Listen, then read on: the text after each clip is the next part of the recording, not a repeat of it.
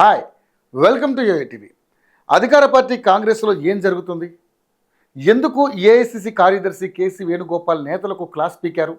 నిజంగానే హస్తంలో జోష్ తగ్గిందా?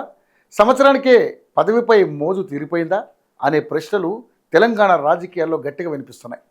ఇంతకీ ఏం జరిగిందనే విషయానికి వస్తే, తెలంగాణలో పొలిటికల్ అఫైర్స్ కమిటీ సమావేశం జరిగింది. ఈ సమావేశంలో కాంగ్రెస్ నేతలకు కేసీ వేణుగోపాల్ క్లాస్ తీసుకున్నట్లుగా తెలుస్తోంది.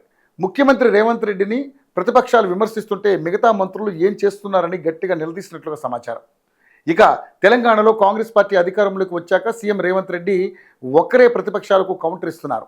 ప్రభుత్వాన్ని తనను విమర్శించిన ప్రతిసారి బీఆర్ఎస్ బీజేపీ నేతలకు ఆయన ఒక్కరే సమాధానం ఇస్తున్నారు.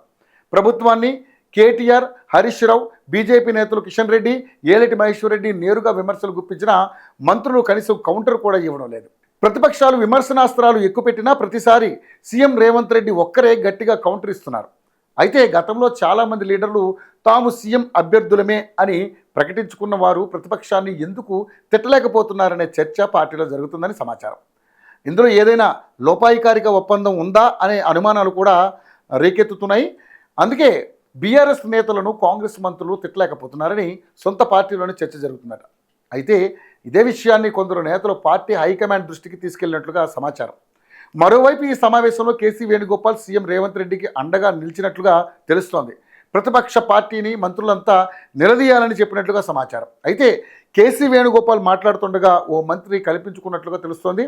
సీఎం రేవంత్ రెడ్డిని ప్రతిపక్షాలు విమర్శించినప్పుడు తాను స్పందిస్తున్నానని చెప్పబోయారట. దాంతో కల్పించుకున్న కేసీ వేణుగోపాల్ ఎవరేం చేస్తున్నారో తనకంతా తెలుసునని అన్నారట. అలాగే కొందరు మంత్రులు పార్టీ లైన్ దాటి ఇష్టం వచ్చినట్లుగా వ్యవహరిస్తున్నారని ఆగ్రహం వ్యక్తం చేసినట్లుగా కూడా తెలుస్తుంది. మరోవైపు ఈ సమావేశానికి ముందు పిఆర్ఓలను కేసీ వేణుగోపాల్ బయటకు పంపడం హాట్ టాపిక్గా మారింది.